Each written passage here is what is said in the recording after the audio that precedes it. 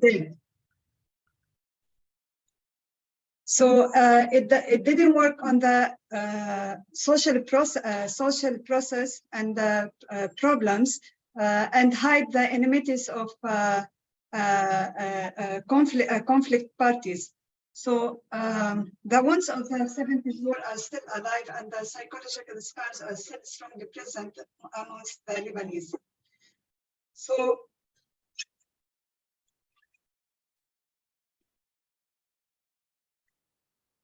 what I'm going to do is to go through the real reasons behind the failure of the Taif agreement and how to implement it. Mostly that it was a political settlement aiming to end the war. So the aim of the study is to present another model for reconciliation in Lebanon, since the Taif agreement was a political reconciliation, and to enhance the constructive public dialogue on sustainable reconciliation between intercommunal groups in Lebanon. So the past of the war, like it's something taboo to talk or to discuss in Lebanon, and the past is not healed. So this model will enhance to talk about the past and heal the past, and to raise the awareness of the need to build memory around traumatic experiences and transmit them to future generations. The main issue in Lebanon is about the memory. Each site has own memory, so we don't have like national memory to learn from. But still, the history of the past of the war is not unified. So also to answer the research question, also I have two hypotheses. The agreement did not make any progress towards an effective national reconciliation process, and sectarian political settlements are one of the main dilemmas that impede reconciliation in Lebanon. So the main research question is, what are the real factors and causes that led to the failure of the reconciliatory agreement in Lebanon?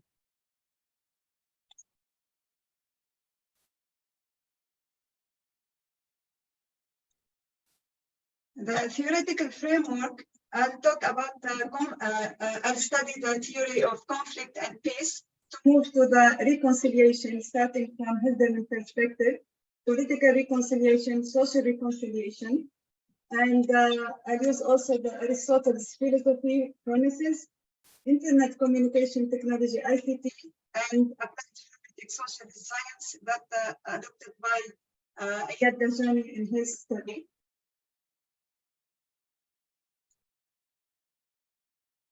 The methodology is transdisciplinary research, so it's to find unity between the different approaches of the different disciplines, as well as different perceptions of the practical experiences on the ground. Transdisciplinarity means a continuous operation of different disciplines.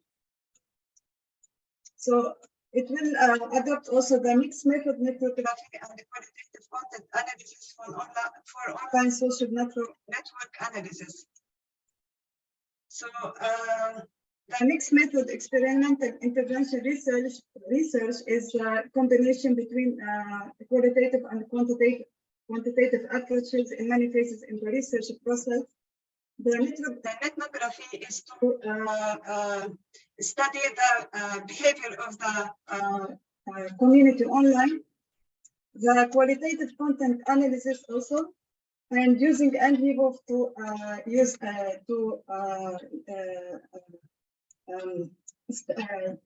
adopt the qualitative content analysis, and also the desk literature review. So I'll close this one and share another one is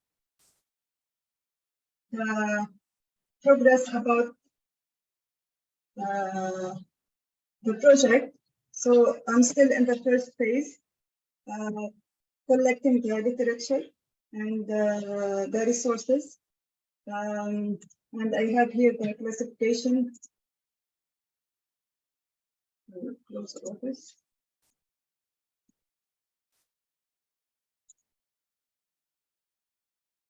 So this is my resources. I'm still studying the resources and also the coding.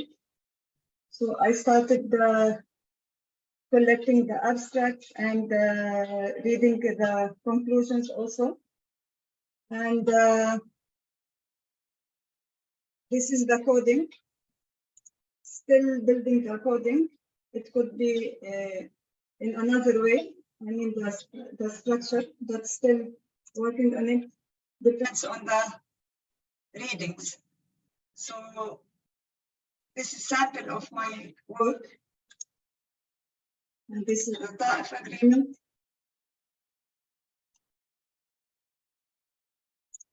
Yeah, and that's all. I have reports also and web pages also, Twitter. So, yeah, and that's all.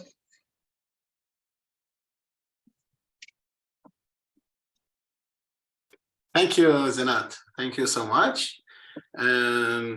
So you were, let's see, you were on time. Let me see this now. Let's see the timing. Yeah, 13 minutes was an excellent timing. So now we pause it, and we will give 15 minutes questions for Zinat. Any questions, or maybe I can also start, or maybe Professor Leiner, do you have any question, or Laura? Yeah, Professor Leiner. I would like to start. Yeah, thank you, Zinat. This is very impressive. All those resources you listed and how you will introduce them into the research. I think this is very convincing and strong. Yeah, also the mind map. I found a good system to present it via mind map, which can also be very helpful to structure thoughts and to bring them together in an order. So all this is very good, and I would be a bit interested in the expected outcome of the research.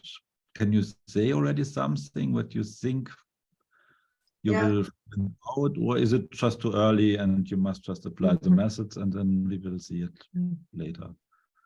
Yeah, it's expected at the end of this thesis that another model for reconciliation will be presented as an overarching process that will benefit future studies, political initiatives, and any current and future efforts to address the legacy of the Lebanese Civil War.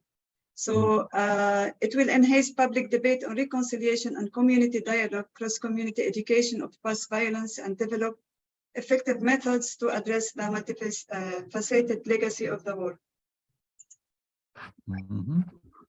Great. Thank you very much. Looking forward. Thank you. So I'll add something at this point. I basically had the same comments as Dr. Leiner. I was very impressed by, I saw the coding, I saw the resources. It's obvious you spent a lot of time on this and you've thought through everything. My question that you already answered was exactly that. What were the expected outcomes? But I think that you answered it. And I think that for now, that's what you have and it's full of potential. So thank you very much. Thank you, thank you. So I have also a question for you that are more into technical stuff. So if you showed me your map, you put coding. I am interested in the coding and the themes you are working on. So you have the types of coding you are doing. If you can pull it up in the in vivo, and you can see displace. Yeah, where you said which one? Where is displacement? You showed something displacement that will be, yes, the obstacle to reconciliation. I think it's very important that you here said you have 4 categories, right? Yeah, I mean the obstacles to reconciliation in Lebanon, we have displacement because it's still not resolved. And the massacres also did not work to heal the past and to admit about what committed during the war, and even the national identity, because we had 18 sects. So what is the real national identity in Lebanon? And also we have the disappeared and kidnapped persons. The family of the disappeared and kidnapped are still calling for the truth. And where are these people? Because some of the disappeared, it said still in Syria, and they want also the world lords to admit that they committed the violence and cost of the disappeared people and kidnapped also. So, no, that's and the town's witness fighting. This is also interesting. Yeah, still we have fighting between people in villages. So we have villages that are combination of Muslim and Christian, especially in Druze and Jersey area, and still there is fight from time to time, but not violent fight. Excellent. That's about actually the obstacles are the disadvantages of reconciliation. You can also say that maybe that the disadvantages and the advantages. Maybe you can do that. I think the obstacle of reconciliation is a very good, an excellent idea what you did. But what is the comparison to it? So you studied the obstacle of reconciliation, and what's the opposite of the obstacle of reconciliation? How can your model make towards reconciliation process? Yeah, if we integrate the social reconciliation, so we will resolve these issues. Yeah, so in the social reconciliation, you must have categories like those and understand why social reconciliation, what it is, and what is in the field in Lebanon can happen on social reconciliation that tackles all four of these. So yeah. So when I tell you the obstacles, okay, that's excellent what you do, the obstacles, and keep collecting them and understanding the obstacles. But on the other side, you should be, understand, it's like a comparison that you're doing. And then you can, after you have the two sides together and you compare to that, then you can develop the model of reconciliation.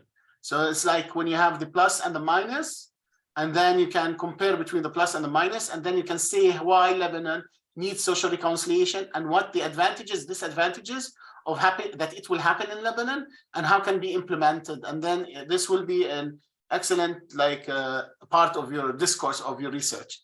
So you are trying to prove your theory that social reconciliation is needed in Lebanon, and what are the categories but the categories has to interact with the obstacles of reconciliation. So you cannot, you have to connect them together within the obstacles and the advantages of reconciliation in Lebanon. Yeah, you're right. In the type of agreement, let's say. Yeah, you're right, Dr. Ayad. It's an excellent comment. And the next phase, when I studied the theory, conflict and peace, reconciliation, and the categories of reconciliation, I will understand the social reconciliation in better way and interact the theory with what we have on the ground in Lebanon. So it's a good comment. Thank you. There's another thing I would like to comment. What we talked, me and Professor Laila, about it is that you are speaking about countries. We are not studying countries. We are studying reconciliation in time and place. So in time, like you are studying reconciliation in the time of the Ta'if agreement, for example. So you don't need to say that happened in Lebanon.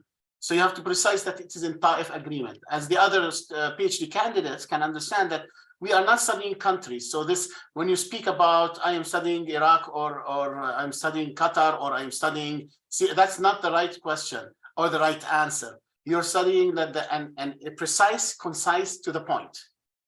What are you studying? This is what PhD should be about, precise, concise, to the point.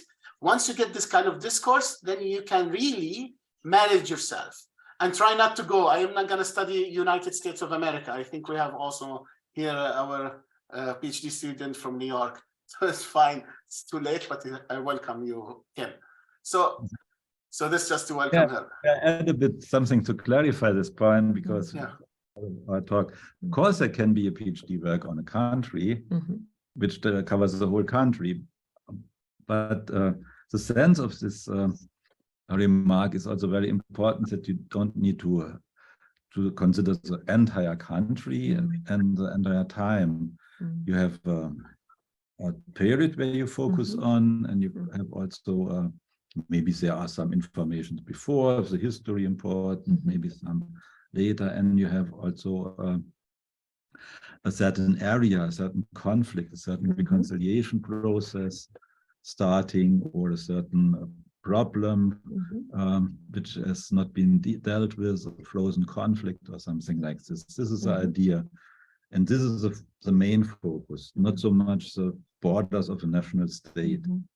And this can also somehow impact also Lebanon, because Lebanon is a country which is very much connected and influenced by other countries, by other forces. Syria, for example, its role in the civil war in Lebanon, Israel as well, France always plays a role, and others. And on the other side, we have also constant influences from outside, like refugees coming in, and this all this plays a role. So this is plays a role, especially if you study reconciliation process. There could be actors helping for reconciliation in which come from abroad, and others who make things more difficult.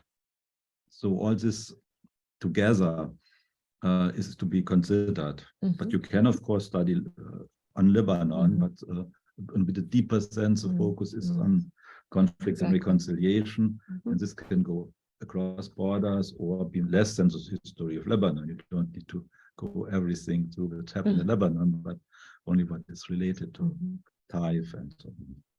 Yeah, thank you. Thank you, Professor. I think this is an important what you have stated. The other thing I would add is that you want to become a practitioner or something that is a specialist in an idea that you evolve with it within time. So like social reconciliation, for example, you need to study the social reconciliation that happens and how it happens when there is like something that I would like to give to the PhD students in analysis and not analysis, but more in assessment. Conflict assessment happens in 5 steps, like to study the when, why, where, and how. Those 4 questions, and you have to put them in a circle of a main topic. Yeah, and this is one of the things that I wanted to share with you. And I think I have Michael, and then we go back to Laura. Michael, you can answer our question. Okay. So thank you so much, Zinat, first of all, for such an impressive presentation and impressive work. I think you are already developed in this field. I have actually, I'm seeing also like a possibility of having a mutual work together in the future, since I'm working also in Lebanon and Iraq. So you can help me a lot in this regard, since you are specializing only in Lebanon. So my question, actually, I have an observation, and you can help me with this observation about Lebanon. So for instance, I don't know if you are Lebanese or not, by the way. Yeah, Lebanese. Okay. So, last time I was discussing with you about the cases. Yeah, I lived in Lebanon also like for 6 years, so I know Lebanon very well as well.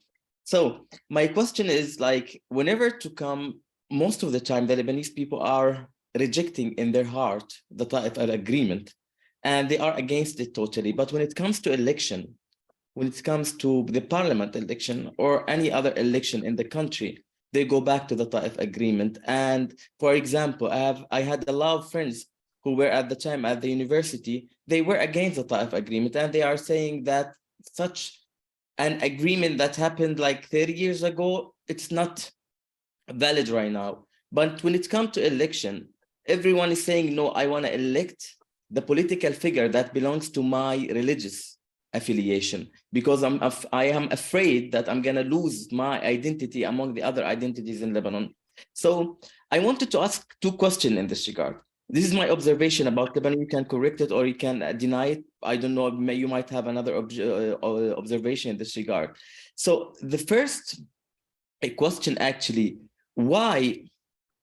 The first question is whether we have any information or any statistics or any survey that happened after the Taif Agreement to explain whether the Lebanese people at that time of the Taif Agreement, were they happy about the Taif Agreement or not? Because the Taif Agreement was necessary at part of the time, because to end such a bloody conflict that was happening in Lebanon at that time. So do we have any data that is stating that if the Lebanese people were happy? I'm talking about the Lebanese people, because when we talk about Lebanon, we have such a big gap between the political figures and the people. Everyone has his own orientation. And the second question in this regard, you know, like in the Taif Agreement, there was like several things which stating the matter of disarmament, for example. Up until now, after 30 years from the Taif Agreement, we don't have disarmament of the military powers in Lebanon. So can we say that the Taif Agreement from the beginning, it was put on the ground? Because if we want to evaluate the Taif Agreement, if it was a good step or not step, we're gonna also, first of all, we need to assess if it was already put on the ground, if it was the main outlines of the Taif Agreement has been taken in consideration. Because the matter of disarmament, every single person in Lebanon has guns and rifles, whatever. So how can you talk about in this regard with the Taif Agreement, which stated that disarmament should be taken place in Lebanon? So I don't know your observation and answer in this regard. So thank you so much again for such a, also the mind, the map mind is also like impressive, to be honest. Yeah, the first question about the survey, I didn't see any survey about this issue, but maybe there is, I don't know. But many, the literature is about Taif Agreement is abound. So, but studying about the failure of the reconciliation or the Taif Agreement. One of the failure is the disarmament. So the warlords submitted their arms to the governments. Only one party didn't. So we have to take many dimensions, Israel dimension. So the pretext was the Israel and the south border, to protect the south border. And another failure is the amnesty law. So Lebanese people are not allowed to talk about the past. And the justice was like eliminated. So no justice implemented in Taif Agreement. And you know about the sectarian identity in Lebanon. About the election, so people in Lebanon, as a Lebanese woman, doesn't like to elect, but when it comes to the election, the political leaders use the mobilization and use the term is the threat. So they politicizing the memories. So using the memories of the war. So what other parties did for us, and so on. This is the main issue in Lebanon. The past not healed, and when it comes to the election, the threat is present in the eyes of the people. So, and in this way, the political leaders can mobilize their followers. So that's all. It's all about the political issue. Okay, thank you. Thank you, Michael. Yes, Laura or Professor Leiner? I'll have Dr. Leiner start. So I start and afterwards Laura. So I just want to draw your attention to what Sinat showed us, because she has all these international influences in it. Yeah, I think it's already a very complete list of things she has to put into her work. And yeah, I'm looking forward what she will find out of all this.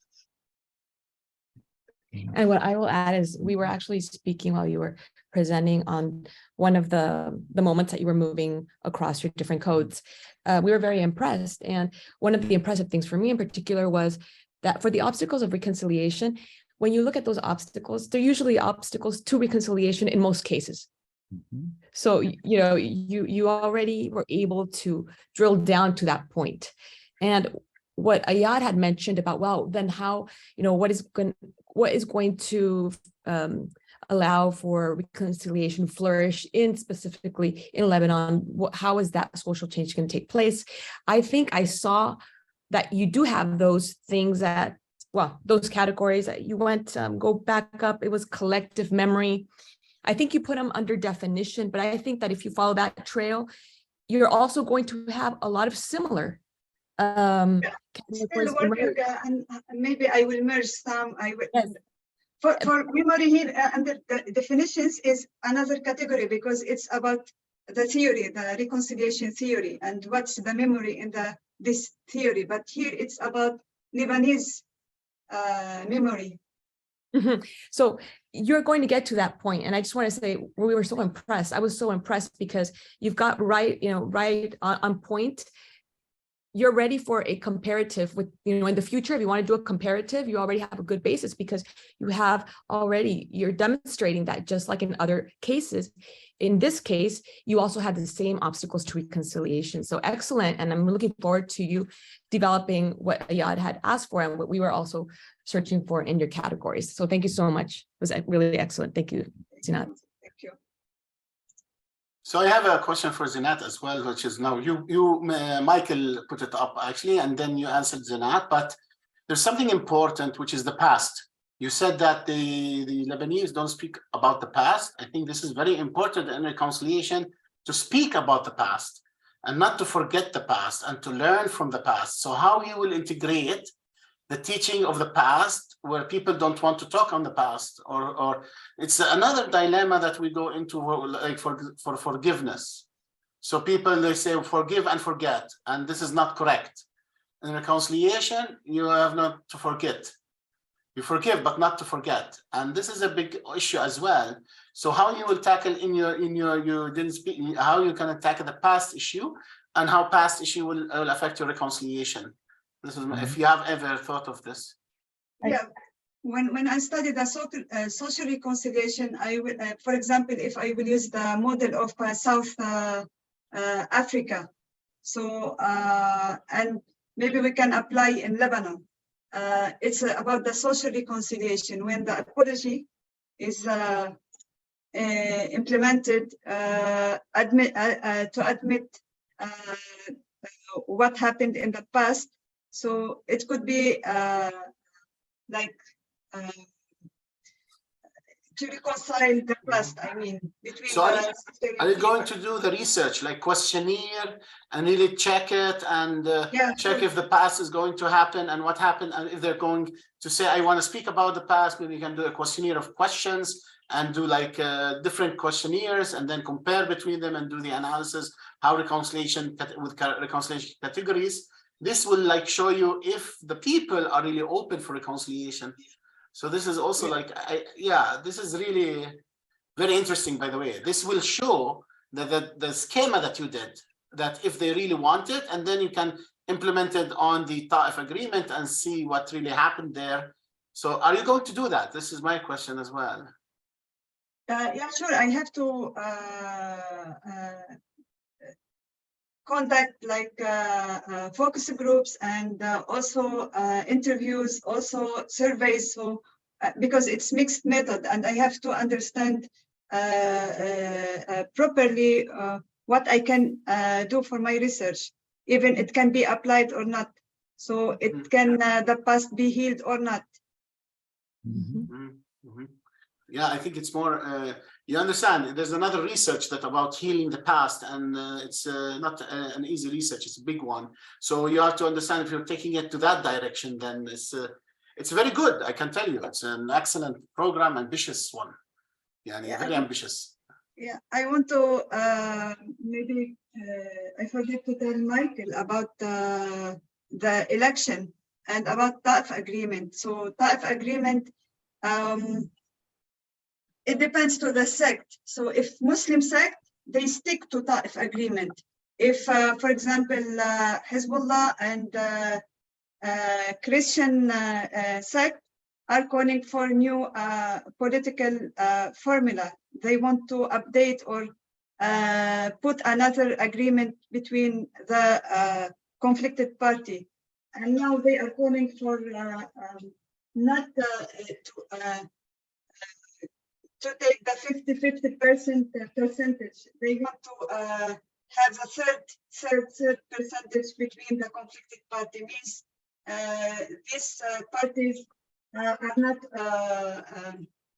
satisfied with the Taif agreement, but Sunni sects are satisfied with the Taif agreement, and especially Saudi Arabia is behind the Sunni sect in Lebanon and will not allow this agreement to be changed.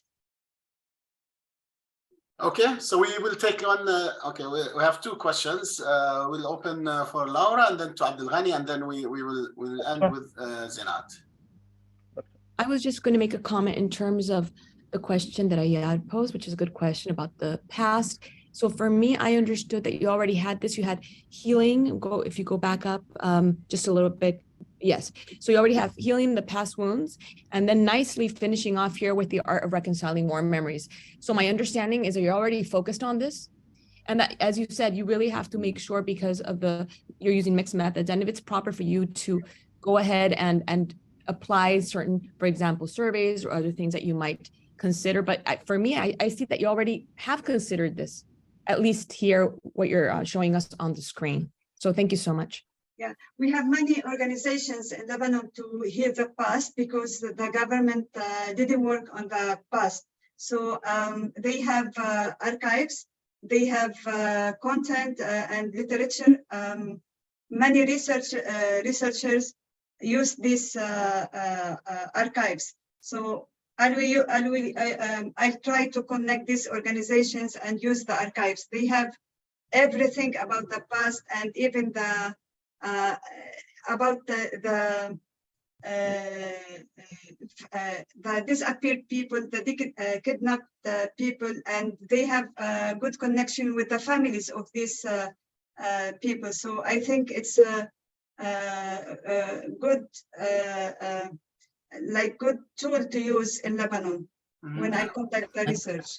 Yeah, my question was more is about, are you going to do the questionnaires and do the interviews and this, are you going to do it? Because this is where you can study what if the people don't want to talk about the past and how the past tackles them in reconciliation. So you cannot just study the archives. So this is what I want to tell you, to study the archives and telling us what is happening. You know, archives, you can study them to understand what really happened in the past. But what you want to understand, are they willing today to speak about the past? So are you going to do this research to compare between the past and what happened in the past, and are they willing to talk about it? How are they willing to develop reconciliation? So you do a questionnaire about the subject, and you ask your groups that you want to work with, like for the people who really took part or studied the archives, you can make questionnaires for them. And then you can ask them for different people, and then you can make your own judgment of what is really happening, of what will happen of today. But not just to study the archives. Studying the archives is very good, but you need to add more than the archives. You have to make your own research on the ground as well. So this is my question. You're going to do that, right? Right. But I mean, through these organizations, I can connect the families of these people, because they are tired sometimes, because what I read in the resources that these people are tired. They don't want to talk more. But through these organizations, I can make my connection to reach this group of people in Lebanon. Okay. Yeah, this is exactly what I was talking about. Thank you, Zinat. I will take Abdul Ghani and then Abdul Raza, and then I think we will be on. Okay, Abdul Ghani. Hello, good afternoon. I'm so sorry I haven't attended all the presentation. I was praying last, then I came after the presentation. But here now, I'd like to ask a question in order to add to my knowledge because of my field, which is religion. When I read the reconciliation obstacles to reconciliation concerning, I don't know if it's a code or a category, as a subcategories or subfields mentions many things, okay, but I think it's religion is not mentioned. Okay, so do you think religion is not a kind of obstacle to reconciliation, or you mention it in another way? Because national identity, I think national identity is not related to religion. So you mentioned now when you talked about the point of Michael, Sunni sects and the Shia and the Christians and so on. So is religion considered one of the obstacles to reconciliation, or it's not? That's my question. Thank you. Yeah, thank you, Abdelghani. It's a good question. The national identity is related to the religious identity because as Lebanese people, they have the loyalty to the sectarian identity. So when I'm talking to national identity, I'm sure I'm talking about the religious or sectarian identity, but still the coding is not, or the structure is not complete. I can merge some and delete some. So if you can see here the sectarian impact, and there is about sectarianism. When I'm talking about sectarianism, means I'm talking about the religious role in sectarian mentality. And also I have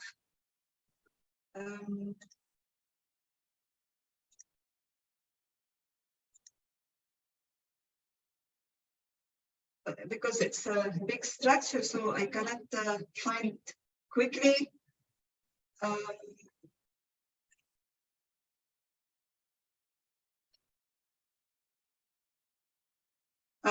Here, when I'm talking about memory, about sect, about national identity, it's all about religious, and it's about national identity together. So I will not miss this part. Okay, thank you, Zinat. Thank you, Abdelghani. Abdelrazak, you're the last question now. Thank you so much, Dr. Riyad. Do you hear me? Yeah, we hear you very well. Thanks a lot. Thanks, Zinat, for the insightful presentation, and congratulations for the such topic. Just my question is related to your research techniques, and then it's also related to the way you define and the way you categorize your respondents or participants. Do you think that your respondents, when you have, for example, focus group, or the questionnaire, will they reply if, for example, I'm talking about the Shia sect, they will reply when you categorize them or isolate them or disconnected them, disassociated them from the Muslim group? Because when we provide, for example, a questionnaire, or we want to conduct a research, let's say a focus group or an interview, we need to identify ourselves, and we need to identify the research objective and so on and so forth. So we need to be open to the public, I mean the audience that we are targeting. And then, do you think that they will reply if you consider Shia a non-Muslim, and if you put them in a unique, different category, not Muslims? Thank you so much. So there is echo, but only to clarify what you said, it's about if a Shia group or participants will reply to or answer the questionnaire. No, just there is an idea that you have mentioned that when you talked about the categories, the categories, you said that Muslims, and they will have Shia, and they will have, let's say, Christian and so on. If I heard you very well, if I understand what you have said, do you think if you have these categories, for example, let's say we said Muslims, mean Sunni, and we have Shia, and we have Christians, do you think that when you define Shia as non-Muslim, they will reply to or they will respond to your research technique? I mean, questionnaire, test, or interview, or whatever. You mean define Shi'i as non-Muslim? Maybe you said it, but yeah. As non-Muslim? Yeah, no. Just that's why I'm asking you, because I heard it like you define them, or you put them in another category. That's my worry about. That's why I'm worried about if you consider Shi'i as non-Muslim. That's the problem, because we are going to make a reconciliation, but we are creating like. So it's in the coding, you mean? It's no, it couldn't be like this, because Muslim and No, it's not in the code. Yeah. Do you? Yeah, in your research paper, you define them as Muslim or non-Muslim? Yeah, sure, Muslim. Okay. Because I missed them. I missed the idea. Maybe I heard them. You define them differently. Thank you so much. Thank you. So I think you mentioned them as a sect of Muslims. Yeah, Sunni sects and Sunni and Shi'i sects. Yeah, right. Yes. Yeah, I heard does not mean the word sect usually when you use it as a negative inclination. So this is also it's ordinary. Yeah. Yeah, maybe that was the issue. When you use the word sect, sect is not a good word to use, by the way, because it's used as a disadvantage when you see sect. That's why he thought that you are referring to them as non-Muslims. So I think it's not that very good to use that word sect, not just for you, for also Bashar, I guess. He also used the word sect in his proposal as well. And this clears to give a negative annotation about people, that they are sect. Sect means like not a religion. Sect has a different bad annotations. Like a branch from the religion. No, sect is like, yeah, you can, but you have to say it's a branch from the Muslim religion. That's not a sect. That's a branch. But if you say a sect is like a group of people believing in something that nobody believes in, and they have their own study, their own study, their own everything, and this is also a problem. Usually the word sect is used as in bad annotation, and this you have to take care of that word, by the way. And I don't think that you should be using it. You might find to say, and as what I said, precise to the point, mean to be also clear when you're saying like you see when you said a branch of Islam, then now we all understood as a branch. So when you're writing and typing, you have to learn how to type in a way, or to let the people who are reading your work understand precise, concise to the point, and clear what you want to say without using words that like I mean this. No, that's not helpful, because you need to direct the reader into the right direction and use the right annotations. So this that are not clear. So we understand. I understood what you were saying, but I noticed that it was a bad annotation. So I think by that, I think we end with Zinat, and I think it was an excellent job what you are doing.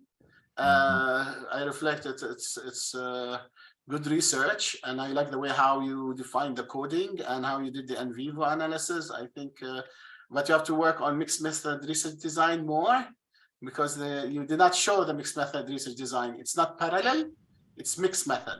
So understand which type you want to do, and I think keep going, and I think it's a good idea what you're doing. Any comments before we go to, yes, Professor, maybe you. Yeah, I want also to confirm that I think you're on a really very good way, and looking forward, and you can also send text or discuss things with me and all of us. Because now it becomes more interesting what you are doing with it, and how you find out your model and how you go ahead. So invitation to contact me and Laura as well, and Dr. Ayad as well, to shape more, and to if you know what to do, it's I think also very good. Thank you very much. Thank you. It was excellent. So thank you, everyone. Now we would like to move to our second candidate, which is Mr. Khalid. As he said that he will be the second person to present today. So Khalid, I hope you are well and good health. And you know the procedure is 20 minutes. And I would start you in just some time, this moment. Hello, everyone. You can start.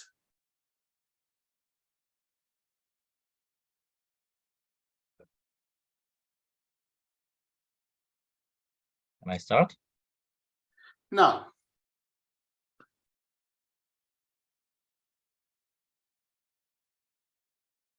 Hello, everyone. I'm happy to have you all here today to present, and I'm honored to present my proposal for you.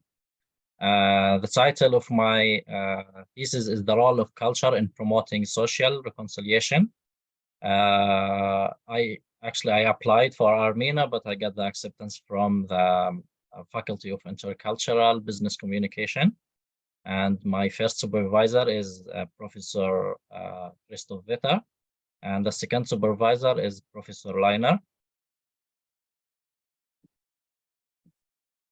Yeah, this dissertation investigates the role of culture in promoting social peace and reconciliation. The research takes the state of Palestine as a case study with a particular focus on the increasing tensions between the government and the civil society institutions. So basically, it will start from 1994 from the Oslo Accords. And culture can play an essential role in conflict resolution or in turn in escalation of conflicts. Questions. The main question is how culture can be part of reconciliation process. Sub-questions. What is the appropriate approach for this study? Is it negotiation or mediation or reconciliation or maybe another one? What does culture mean from the perspective of the government and from the perspective of the civil society? Is it the same or is there a difference? How can reconciliation process be posted during continuing political and social conflict? What are the real factors for the rift between the government and the civil society organization in Palestine?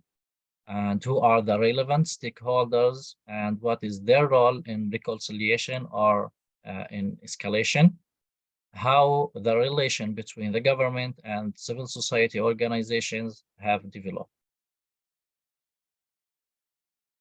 Move to objectives to present an in-depth understanding of the role of culture as a tool of promoting social peace and to explore the nature of tension between the Palestinian government and the civil society organizations and to present a reconciliation model that can fit with the Palestinian context. The methodology, I'm not sure if this is the right methodology or not. I'm still working on it. So basically it will be the Hölderlin perspective. And this research will be based on using semi-structured interviews, considering the nature of Palestinian context.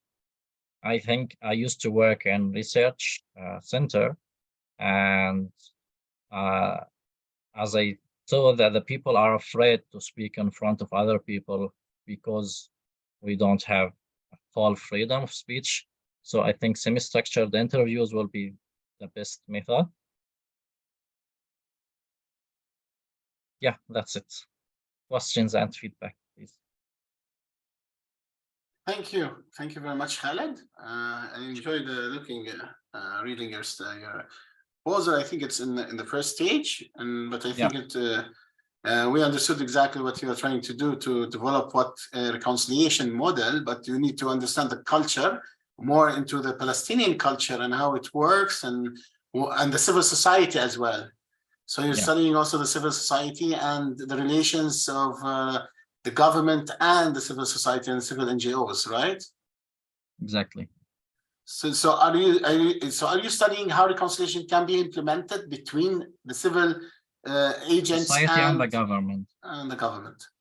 Yeah. And how do you think you will promote? Are you going to promote it, or you're going to just to study it, to do like semi-structured interviews and questionnaires? I'm trying to use the culture as a tool for promoting peace building between the two parties. Mm-hmm. I got you. Yeah, still you are in the same. So I don't want to go into the obstacles because I don't know if the advantages or disadvantages, if you still have tackled this or it's still an issue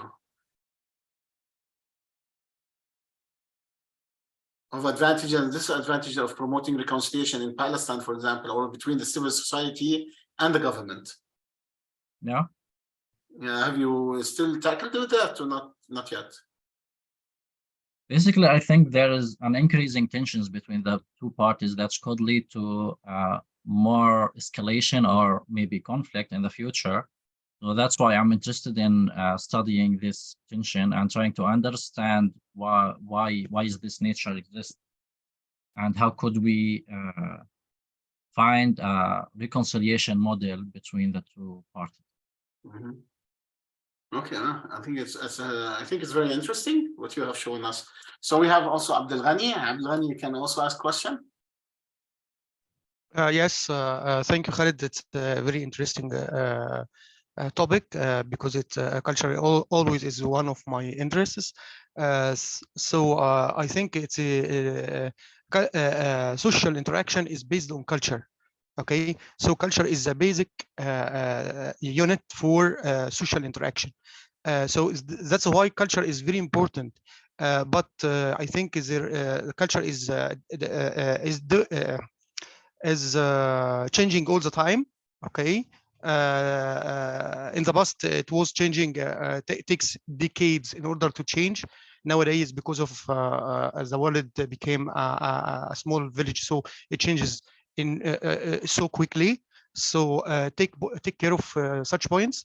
Also, you are, as I understood, that you are dealing with the conflict between, or yeah, maybe the conflict between NGOs or social organizations and government, moving from the one party as a person, moving from one party to be in charge. An ordinary man working in an organization, when he moves to be in charge of a governmental building or governmental institution, he may be changing his or her culture. So this is another point. The culture I may be affected when I change parties. Okay, moving from ordinary people, social people, in order to be a governmental officer, for example. So I may change my own culture. So it's a very interesting topic, and it's very hard. But I hope that you are doing very well, and you will get promising findings, because it's a very interesting topic. Thank you so much for that. Thank you, Abdul Ghani. I have something as well I would like to add to what Abdul Ghani was talking, but I would add, you wrote conflict resolution. And this is not what we are doing. I want to this emphasis about it, because we never reach conflict resolution, and it's a term that happened in the 70s and 80s by our Henry Kissinger, and he wrote about how you can reach for conflict resolution, and we are working on conflict transformation. So when you are saying about social reconciliation that can happen between the civil society and between the government, then you are talking about conflict transformation, and conflict transformation is totally different than conflict resolution. And this is, you have to be very precise on it. I think a lot of, other programs that do conflict resolution, they consider conflict transformation as part of conflict resolution. But I would prefer to take it out of conflict resolution and make it as part of conflict transformation, as it can become part of reconciliation process. Because there's no resolution, because the reconciliation process can happen and there is disadvantage of doing conflict transformation, can make more conflict in a different way, and different conflict or stagnate the conflict, or it can also develop more. And that's what we say. We're not changing people, we are transforming, and see what kind of transformation can happen. So you're not going to get a resolution at the end. That's a comment from me, and just to let you know. That's why we do reconciliation, conflict transformation, and peace studies. So they have to be connected within each other. Maybe in your culture, you can talk about to study and research how conflict transformation can happen. So this was my comment. And we have here as well Abdul Razzaq. You can also ask questions if you like. Yeah, thank you so much, Dr. Riyad, and thank you so much, my brother Khalid, for such a promising topic that you can reach the culture with civil society and so on to promote peace. It's very promising. But my question is that what aspect of culture are you are you targeting? What kind of culture? What aspect of culture? Because the culture is very broad. Do you mean, do you mean behaviors, rituals, custom, and so on, or do you mean the competence that could promote, the understanding, which is intercultural competence or the cultural competence, and so on? Because if I were you, I will specify which aspect of the culture I'm talking about. I'm tackling here in my research, either intercultural competence or the cultural competence, but talking about the culture in general. So it's like, it's going to be confusing, yeah, for the reader and for you as a researcher, because it's so hard to, to have control of the culture, because it's broad, If I were you, I will have intercultural competence, which that fit your context of research, which is reconciliation, understanding, and developing empathy with others different from our culture, from our behaviors, from our, let's say, everything. So intercultural competence would be, that's my suggestion, my brother. Thank you, Thank you so Abdulrazak. much. Actually, Yeah, thanks. one of the main question was, what does culture mean? And I'm trying to define the culture and what are the elements of the Palestinian culture. And based from this definition, I will try to take these elements and try to define the culture and what's the difference between the definition, all definitions of culture for the civil society and for the government. Khalid, it's something, I got your idea, but the culture is there. The culture is there, and we are talking here two variables, one dependent and one is independent. The dependent variable, the independent variable is the culture, and it exists already. All the communities have their own culture, rituals, symbols, and so on and so forth. And here you are suggesting, for example, a kind of intervention. The intervention is a kind of culture, making people, for example, aware or develop meta-awareness of the culture. And then here, all the people, when he said that all people have culture, but not all the people have intercultural competence. And this is your role, for example, as a researcher, is to develop, for example, intercultural competence with your respondents or your, let's say, control group. And then you work with them to develop intercultural competence so as you can build, let's say, peace or reconciliation or whatever, to which dependent variable. That's what I mean, and thank you. Thank you. Yeah, thank you, Abdulrazak. I think what Abdulrazak is trying, in my point of view, that what have Khalid said, actually, it was very good as a discourse of what Khalid is doing, because he's studying Palestinian culture. So first he has to study what is culture and definition of culture, and then the categories of a culture, and then see what of those categories are implemented in the Palestinian culture.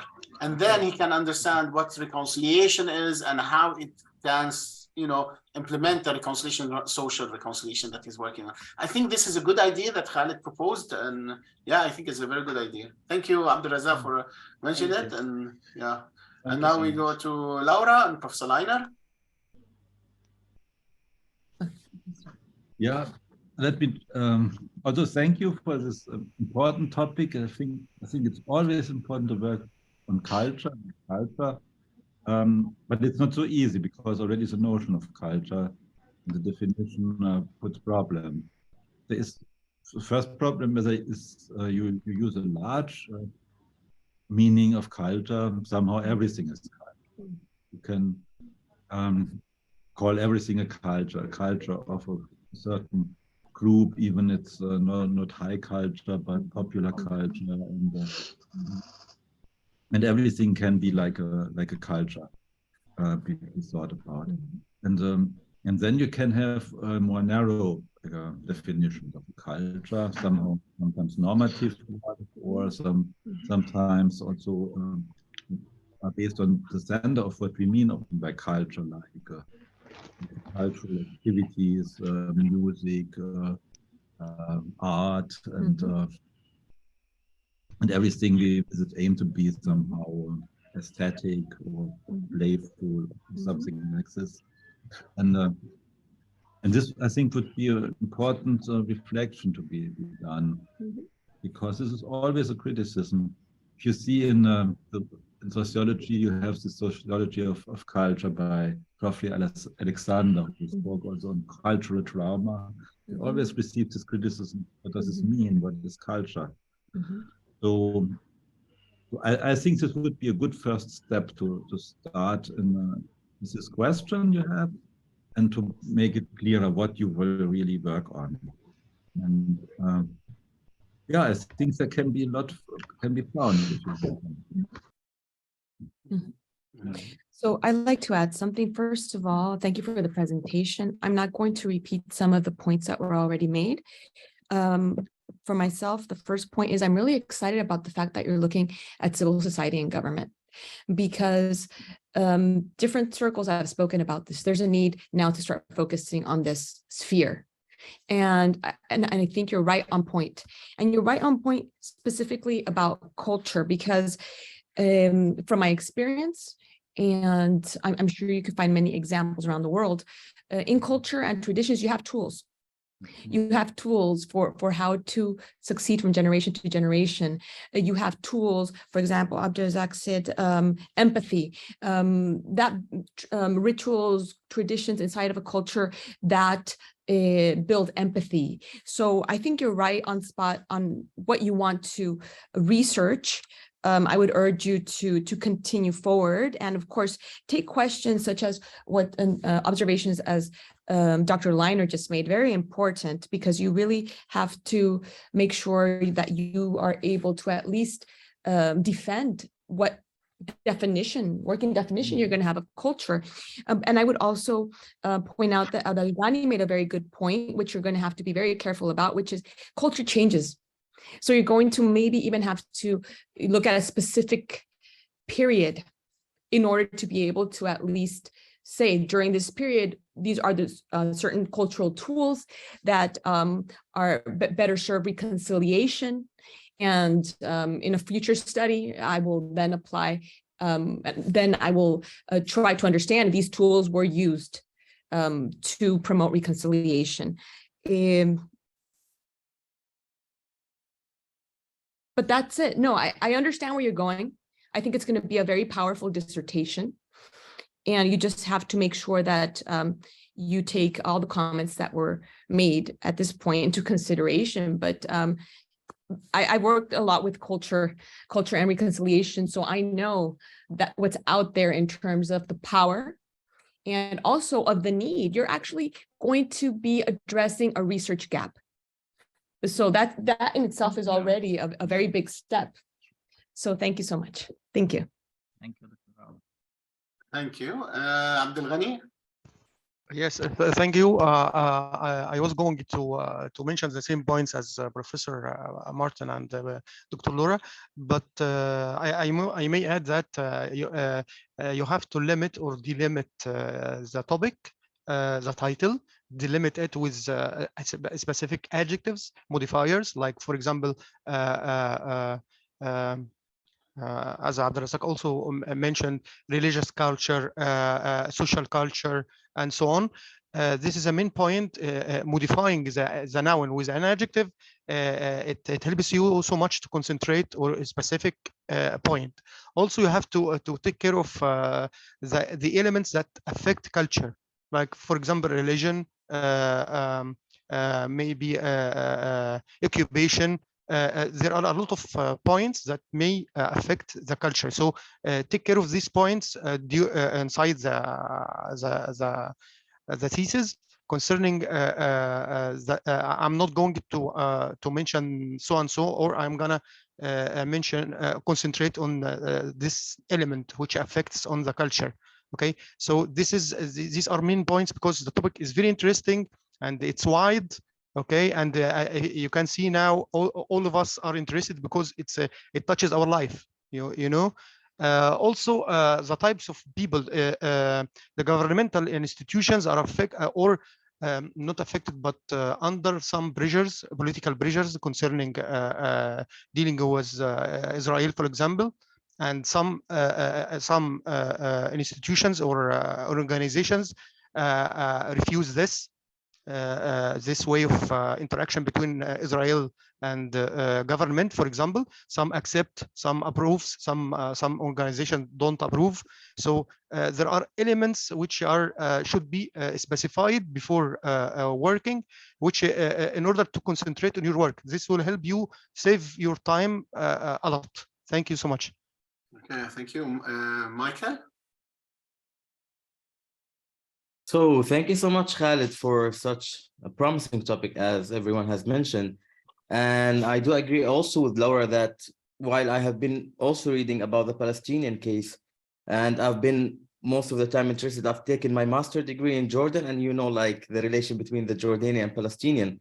And mostly like in every class, we have discussed the Palestinian case as well. I have one question to you. You have mentioned that you are going to work on the matter of culture in Palestine, but are you going to eliminate the Palestinians who are not based in Palestine? Because, you know, like Palestinian people are all over the world, and most of them, they share the same culture, and they share this thoughts about coming back to Palestine when everything gets well, or just like instability comes also like to Palestine as well. So are you going to take also in consideration Palestinians who are based, for example, in Jordan? Since in Jordan, for example, we have almost like 1 million people, mostly from Gaza. They are based in Jordan. So are you going also to take and cover this group as well? Thank you, Michael. Yes, actually, it was one of the feedback from my first supervisors to have interviews and definitions of culture from the Palestinian in diaspora, not only in Jordan, but all over the world, because, you know, we are everywhere. Okay, I would have Zinat. Yeah, thank you, Khalid, for this interesting topic. It's a quick question. Culture is a broad term. I don't know if you mean the peace culture, or it will be an element of the culture. So I don't know if you can clarify. And if you are using the peace culture, not culture, I don't know. I'm asking only. Thank you for your question. I'm using the culture as a tool for promoting peace. So I took the culture like identity or a tool for promoting peace, or otherwise could be for escalation. So it depends how you employ the culture and how you use it, how you present it to make changes in the society. Mm-hmm. Thank you. Thank you. I think maybe Professor Leiner has something to say, or Laura. Yeah. Yes? Yeah, I would have a proposition not to speak only of culture, but also of cultures. But there are different cultures of Palestinians. I think Palestinians in Berlin are different from Palestinians in Santiago de Chile, and different in the West Bank. But also Palestinians of different families have a different culture, Christians and Muslims in different cities and areas. Maybe to relate both, to make it more concrete. Some people have this culture and another, and there might be commonalities, because there would also be a certain danger to construct something like a Palestinian culture, which is not a lived culture of the people, but maybe has some emblematic elements like dances and holidays and food and such things, which are a bit considered as typical Palestinian, which are also important to be thought about it, but we need also to see the reality of what people are living. Lived culture. Yeah. Lived culture, yes. And culture. Actually, in the proposal I have mentioned, there are multiple cultures within the Palestinian context, which is related to political and social and economic factors, and even for the religions as well. Yeah, I would think that it's important to consider if it helps you to think like this. Thank you. Abdulrazak? Yes, just one suggestion. My brother Khalid, you talked about the model of hardline perspective, and it is good to use that model. And I just want to suggest another model that you can use and you rely on, since you are talking about the identity, the emotional aspect, and then habitual action when it comes to culture. You can add also Dr. Daniel model that we have studied. On November. It will fit your research. I can share it with you, and then you can, yeah. Yes, Daniel Robert, yeah. Threats, salience of self, perpetuating, force, social, psychological, and political. Yeah, it's gonna fit your. Thank you, thank you, Abdul. I also would like to share with you that there's in a culture, there's something called a social organization of a culture. And this you should, it's the first type of culture. So there's like type of cultures and there's elements of culture. And one of the most important first elements is social organization. So if you do not tackle the social organization, but I thought you tackled the social reconciliation, but you have to understand the social organization of a culture. And this will help you a lot to understand what is the social organization of a culture, and then implement it on the Palestinian, what their culture, what is their social organization of their culture, and then divide it into an elements. And then with those elements, you can understand the Palestinian, what is the elements of culture in the Palestinian society, whether they are living in Palestine or Jordan or Berlin. So this will help you a lot in your work of path. And then you can connect it and compare it to the social reconciliation and how it can go there. And then you can see how civil society can implement it in your study, and then how it can develop this implemented in civil society and stakeholders, which is the government in your, you understand what I mean? It's like how to connect them. You have to connect from A, B, C, D, your studies, as it was said, it's like connecting all the studies together. But I read actually in the most, the start of your thread is what they call the organization, culture organization, social organization of a culture. From that kind, if you can create the elements of the social organization and then go down, and those elements precise for the Palestinians, then it will not to you whether the Palestinians are living in Berlin or living in America or living, it doesn't matter anymore, because you have their social organization. Because the Palestinian who is living in Berlin, he might have different material and non-material in the culture. But when you study the social organization of a culture, then you're studying the social organization of Palestinian culture, and then compare it to the social reconciliation and the elements between both. And then you can understand what's really happening. And then you can really define a model of reconciliation in the Palestinian, and then connect it to the civil society and the NGOs in Palestine, whether they do that. And if they don't do that, and what is the government to promote it? I think this is like an idea that I read about culture. So I just wanted to share with you. And I think what the rest as well said was excellent, I think. So I think with that, if any other questions, maybe Professor Leiner or Laura would like to add before we leave. Yes, before we end, I'd just like to ask Khalid, so we've made many comments, but the question I think we haven't asked is who have you read so far that you are considering taking on that definition of culture? I'm going to speak of somebody that goes way back in time, Clifford Geertz. So when he spoke of culture, he said thick culture or thin culture, and from that you can then take that that argument and think about your case study. For example, you're doing this particular case study, you could take thick culture and thin culture and then move on from there. But what are you who have you read? What definition, you might have a definition you've already considered that you want to share with us. So I'd just like to ask the question, because I think we've asked many questions without asking you, what's your working definition, or at least which one are you considering at the moment? Thank you so much. That's my question. Thank you. Actually, I have found a lot of definitions of culture, but I think they all have almost the same elements. So I've took the one that defined from UNESCO. Can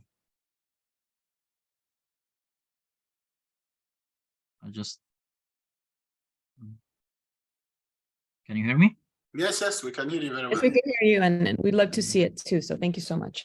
Yeah, sure.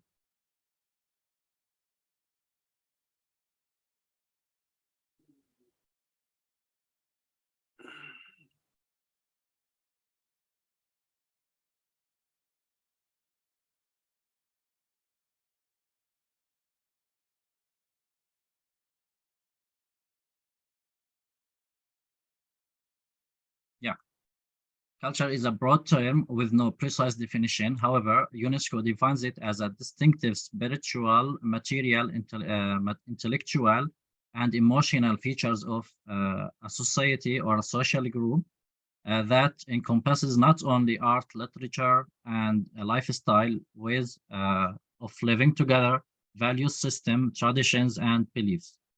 And there is another definition talk from Oxford Dictionary, which defines culture as distinctive idea, customs, social behaviors, products or ways of life, or practical notion, society, people, or period.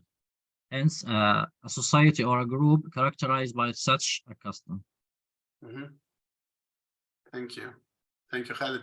I think, yeah, you have anything else? Or? Oh, no, go ahead. I'll say, go ahead. You can go first. Go ahead. No, you can continue. It's fine.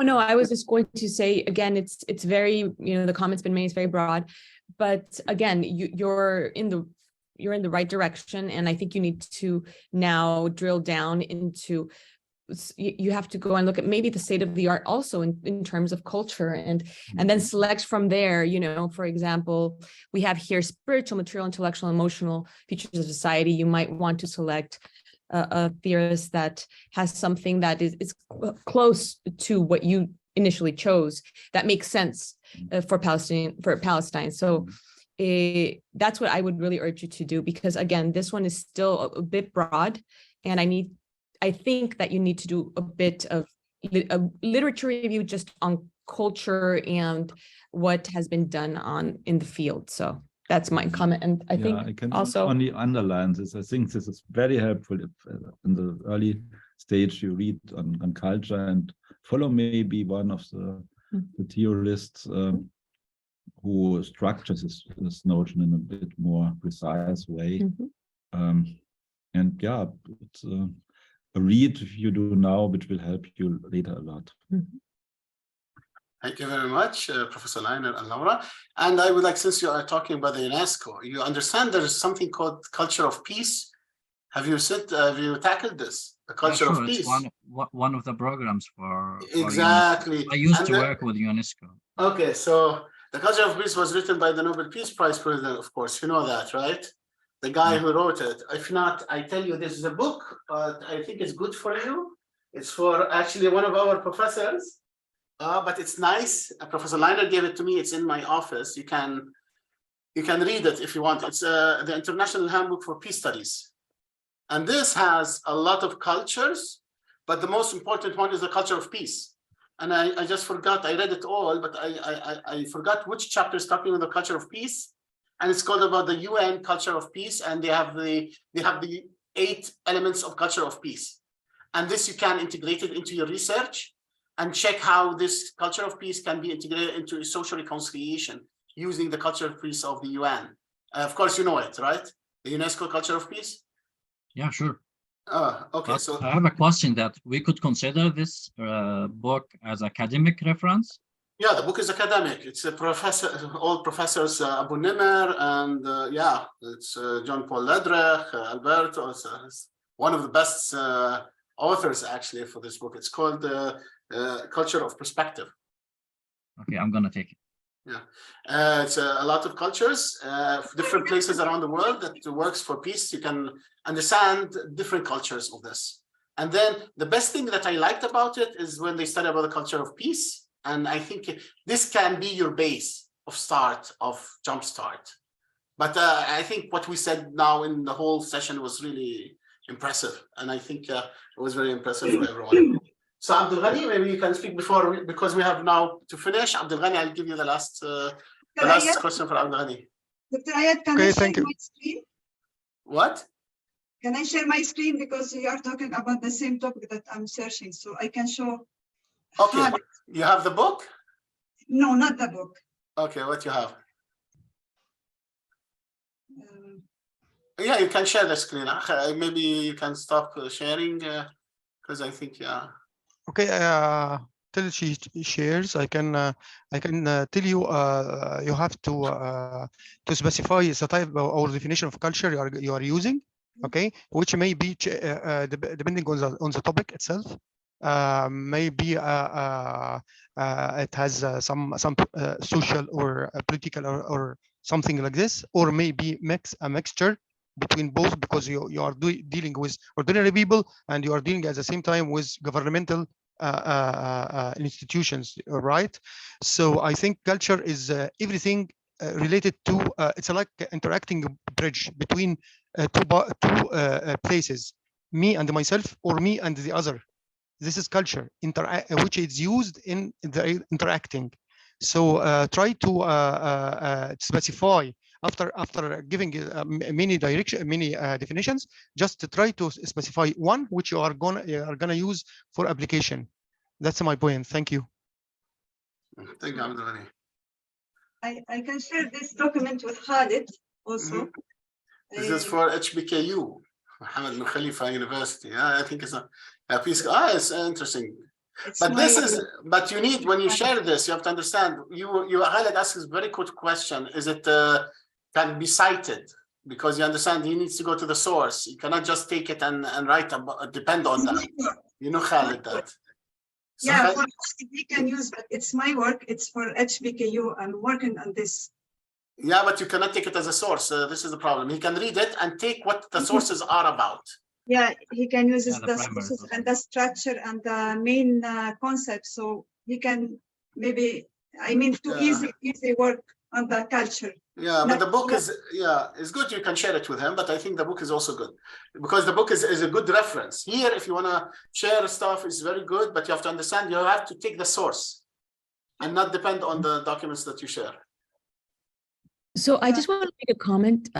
So Khalid, for myself, I can share a list of books that you should read in order to drill down and be able to select how you're going to first approach coming to a definition of what you're going to use, the theorists. I could do that, but I think that the best road here for you is really speaking to your chair, because he's the head of the intercultural department, correct? So all you have to tell him is to give you a list of theories, of case studies that have to do specifically with and please do ask him. I still, for example, conflict resolution. We all understand that there's a development of everything in history. Just like culture, Abdulghani says, culture changes, so do concepts, so do ways of interacting. And one of the things that has changed has been, we went from conflict resolution to peace building to conflict transformation. So if I were you, I would ask your chair of the intercultural department to share with you not only contemporary theorists, but also go back in time and look, be able to be well-read and rounded in the sense that you can speak about somebody in the 70s that was writing about culture, and then look at somebody in the 2000s that's writing about culture, and then maybe even find some interconnections there where you're able to then take both theories and maybe even think about how you would define it. And I would do that because that'll save you a lot of time. And of course, I would still take the good recommendations from Zinat. I think Zinat was trying to say, here is a piece of work that might help you in orienting you towards rethinking how you're approaching your topic. And of course, the good book that Iyad had suggested. So those are all my comments. And again, please feel free to contact me if you would need a list of works. But I really strongly recommend you to first sit with your chair, because he will give you an extensive list, which you should read as well. Thank you so much. Thank you very much. Okay, thank you, Khalid. I think that ends the session for Khalid, but thank you so much for an impressive proposal. And, you know, you continue, you are on the right path. And I think, I think you are on the right path, and you got a lot of comments here to take up with you. And, I've got a lot of comments. Yeah, and also to talk to Professor Vater and send my regards from me and Professor Leiner, and also Laura for Professor Vater. We might invite him to give a lecture here with us. Actually, it would be nice to have him. He said soon he will do it. So we hope that soon he will give us a lecture here, maybe in the summer semester, once we have everything gathered up. So thank you, Khalid. I think we should go to a pause now for 15 minutes pause. Okay, so it's now 3:40, so maybe at 4 we can convene. 3:40 is 20 minutes, so maybe 45 or 55, I guess, just to start. And then our next representatives will be Abdulrazak and Bashar. Bashar should attend at any time now. He said at 3:30 he will be here. So I hope we'll see you then. Thank you, everyone. As I'm talking to my friends. So, and please note that I'm still developing my methodology and indulging more of reconciliation as I'm understanding more. And now, my topic is about the role of addressing insecure status in the reconciliation process. The religious group in Syria as a case study. So, my main question is, by understanding the need of secure status, can designing a strategy that meets this need among all the Syrian components lead to establishing reconciliation process there? So my idea, it's all about status. And I will start by asking you to think, what does status mean to you? And in Arabic, we say makana. Because there is an important difference between what we mean by the word makana in Arabic language and what we mean by status in English language. In English language, the word status refers to prestige and the social status, such as possession of money, knowledge, or possession. While in Arabic language, it doesn't only indicate to that, but also it means the uniqueness and the importance of a person's existence in a relation to others. So for example, in Arabic, I can say to someone, you have makana to me, عندك مكانة جواتي. It means that you are a unique and special person to me. Therefore, your makana reflects your importance to me. This is just a linguistic introduction to get you started with the idea of status. Now, let me tell you, what does status feel like?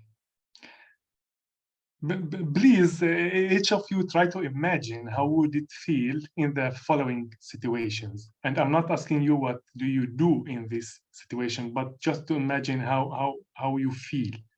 So, how would you feel if you are talking to someone about an important topic to you, and they nodded with their heads, but at the same time they are checking their Instagram, for example? And how do you feel if you were in a group discussing a topic, but no one took your opinion on this topic, and when you tried to participate, someone interrupted you and they continued without listening to you? And how would you feel, even in secret, when you will get the word doctor in front of your name after a couple of years? And how will society perceive you then? One last example.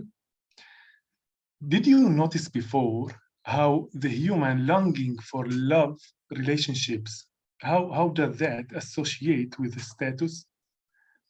Because when we are in a love relationship, suddenly all the details of our lives become important to someone else, the partner. Maybe a week ago, before this relationship, no one cared what time did us wake up or if we feel okay or not. But during an intimate relationship, these details, even the facial expression, have become important.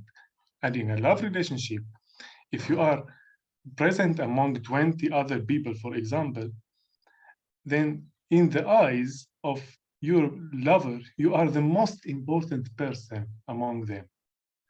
All of these factors contribute to what I mean by status. Status, in my opinion, is like a gravity, a law that contributes to human behavior regardless of whether we are aware of it or not. Even a 2-year-old child feels the same of what we experience about status. And this psychologically explains the child jealousy if a new baby brother comes to the family. He may want to delete, Control Z him, because we actually doesn't want his presence in our life, because he is competing. I'm talking about the little children. He's competing with him for his status for his mother. So, and also if we are talking about our religious texts, we can find a lot of status. For example, خير أمة أخرجت للناس, it's a status. God's chosen people, it's a status. God's child or God's children, sons, status. Even our perception of heaven, for many religions, even the heaven is divided into higher and lower status, closer and farther to God. So my hypothesis in this chapter, chapter 1, is human beings are individuals or groups, are beings who seek secure status. And my methodology here to test this hypothesis is to research in various schools of psychology and social psychology on the importance of status for humans, according to different approaches in psychology like behavioral, cognitive, psychodynamic, and biological and social. For the chapter 2,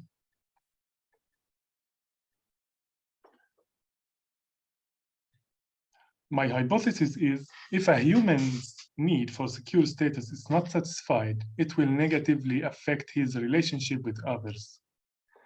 So what if your place was always at the bottom of the pyramid of status? What if you are that person who is marginalized by everyone? The one who performed the rituals of respect for everyone who ranks higher than him, but no one takes his opinion, the one of the constant feeling of inferiority compared to others. And in our society, we don't talk publicly about status because it's considered like a shameful topic to talk about. For example, we don't ask each other, tell me, do you still feel marginalized or inferior? We don't ask this question because it's so shameful to acknowledge that I feel marginalized or inferior in our societies. So what if society is intentionally trying to make you or your religious group to which you belong at the bottom of the status rank, always at the bottom of what I call the status hierarchy, especially when this discrimination was historically existed and we feel it will continue to exist in the future? How will this affect the relationship with other components of the society? So this is what I assume in my research to be status-based violence, or status-based violence means trying to make a group of society less important. Making so is violence. Consequently, these groups will try to recover this lost status or their lost makana, and thus they will often try to persecute other components. And I think that reminds me of, for example, in the Jewish people in Europe, and they were persecuted in Europe during the World War II, and they are doing so in Palestine. So status violence will be the subject of the second part of my dissertation. And my methodology in testing this hypothesis is qualitative research in psychology and sociology. So let's move toward Syria and status. Whoever studies Syria's history understands that Syria, since the dawn of history, and everyone who ruled them divided Syria into religious groups and dealt with the Syrians on the basis of their religion belonging, and thus gave a higher and lower status to each religious group. For example, if we wanted to talk about the hierarchy of the status during the rule of the Ottomans, then it would be like this: the Turkish Sunni Muslim at the top of the hierarchy, followed by the Arab Sunni Muslim in a lower position, followed by the Christian, then the Alawi at the bottom of the hierarchy of the status. To go further in this example, until the year 1960, a massacre took place against Christians in Damascus, in which nearly a quarter of its Christians were killed at the time. That's because Christians began to obtain higher privileges and started moving in the pyramid of status to a higher level. So they get killed. Another example in 1950s was that the daughter of the Alawite minority were still working as maids in the homes of the Sunnis, and they were still oppressed and considered a poor and insignificant people. But today, thanks to Al-Assad family, they were able to gain the top position in the hierarchy of status and stick to it even if they have to fight till the end, because they believe that if they lose their status, their statu quo, this does not only mean that they will lose authority, but they will return to the bottom of the pyramid, and this they never want. This is the subject of my third section of the dissertation, which will deal with the history of each religious group separately and attempt to reread its history in Syria under the lens of status. So my hypothesis here is one of the main roots of violence in Syria is the fear of being marginalized for the individuals and group. This fear obstructs and discourages the reconciliation among the various groups. And my methodology here, I will use historical documents, especially those written at that time, such as Bible memories and recorded daily events. I will reread only the last century of the Syrian history. Chapter 4. How did Syria deal with the problem of sectarianism and the status of the religious group? The problem of the status of the religious group. They dealt with it in a similar way of what was mentioned in George Orwell's famous novel 1984. He talks about how the intelligence forces in the novel deal with their problems. For example, when the people in the novel claim more freedom, for example, the intelligence forces, they delete the word freedom from the dictionaries. And the people start losing this word, so they can't be able to recognize it anymore. And this is how Syria dealt with sectarian problems. It removed sectarianism from Bible dictionary. Instead, for example, instead of the name of mountains of Druze are one of the Syrian religious groups, they renamed it to Arab Mountain. And instead of mountain of Alawiyin, it changed the name to become Latakia Mountain. And they forbade it talking about anything sectarian at all. And they imposed that we are all Arabs, we are all Syrians. And here we can recall the saying of George Orwell in his second novel, Animal Farm, that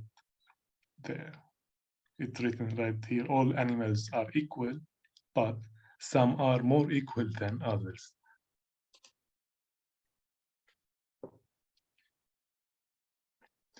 So, through the history of Syria, the Syrian learned from their long history this lesson: whoever rules oppress the rest. And this has become like a schema or a template that the Syrian refill every few decades without attempting to change it. Always the ruler oppress the others.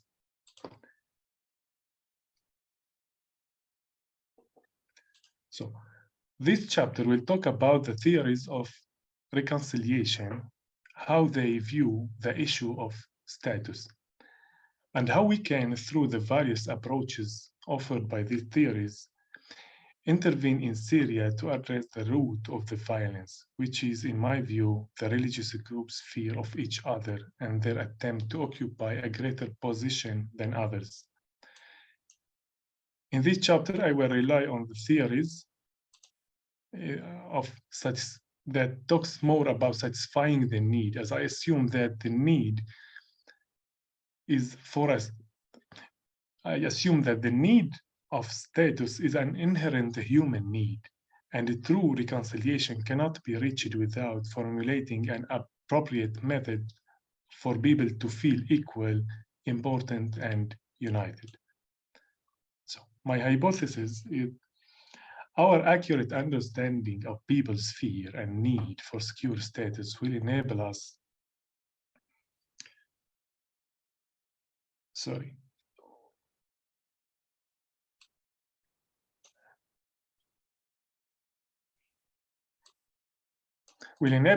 to suggest an appropriate plan to satisfy their need and enter the reconciliation process instead of using violence.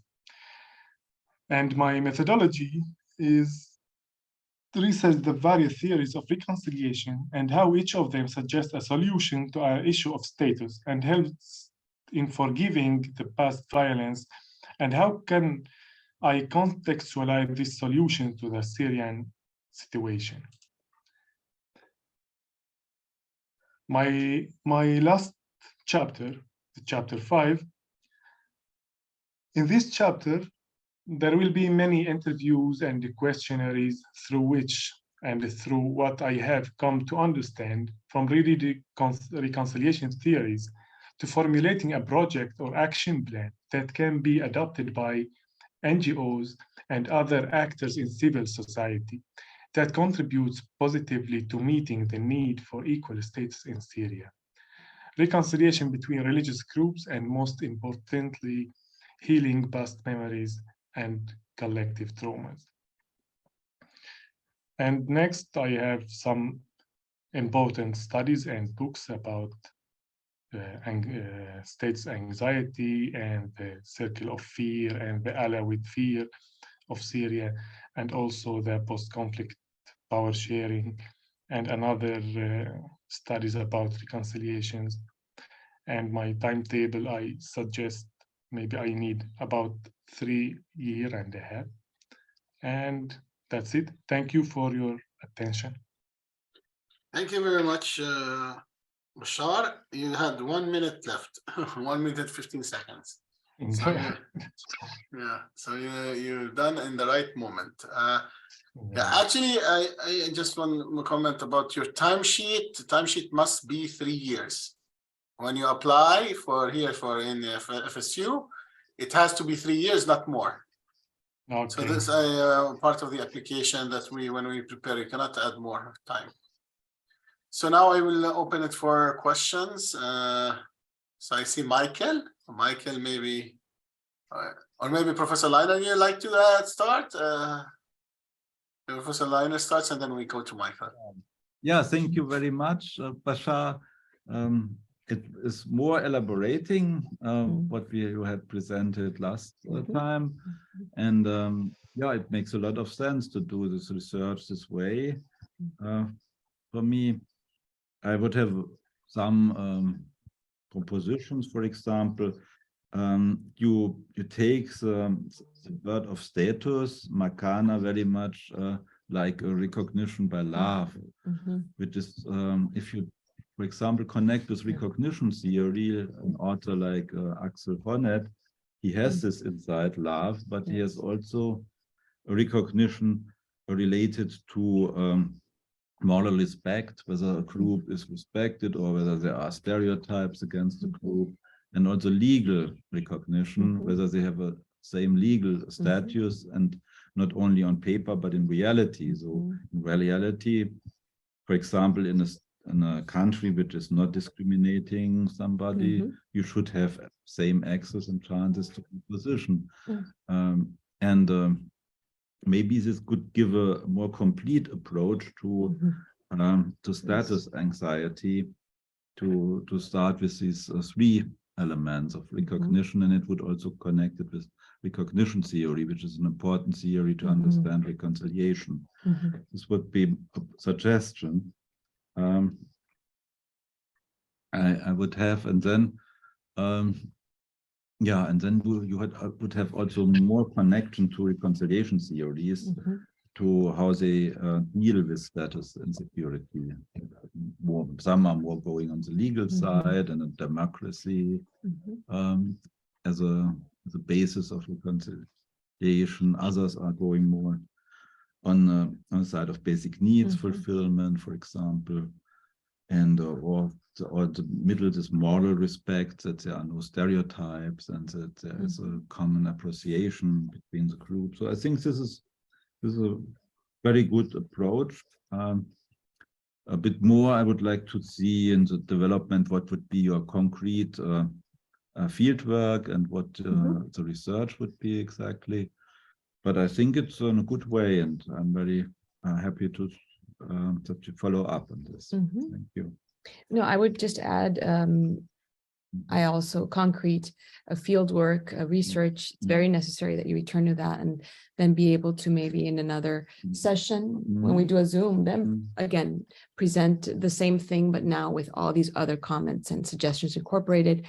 And I do urge you to look at recognition theory, as Dr. Leiner said, because one of my questions was, when you mentioned various theories of reconciliation, but there was never a theory mentioned or you didn't elaborate on what were those theories. But if you want to make that connection with what you would need, it would be recognition theory. So I think you need to follow up on that as well. And again, it's a very good, it's very timely what you're working on. And I do think you need to return to what we've mentioned, and probably Ayad has other comments and other of your fellow cohort also have other comments. But thank you so much for the presentation.